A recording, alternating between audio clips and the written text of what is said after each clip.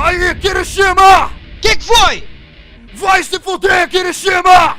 É o quê? Tá tentando comprar briga comigo agora? É, eu tô tentando comprar briga! Fiquei sabendo que tu andou falando merda de mim! Ah, é? Ficou sabendo, é? Fiquei! Ouvi que tu andou falando que eu tenho a pele macia ou alguma porra desse tipo!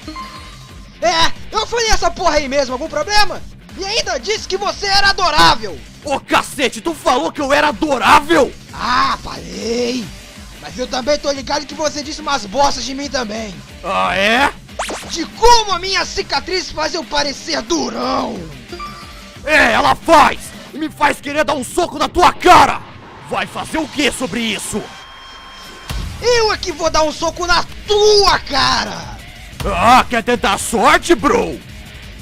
Vou socar tua cara com a porra dessas flores! É isso que eu vou fazer! Ah, é, e eu vou socar a tua boca com a porra desses chocolates!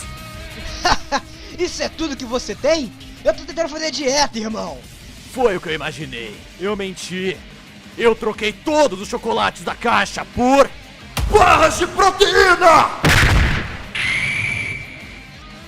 Você me conhece bem, Bakugo. Mas eu tenho algo pra você também! Todoroki! Oi. Duplo picolé! O símbolo da maior broderagem! A comida mais brother das comidas brothers!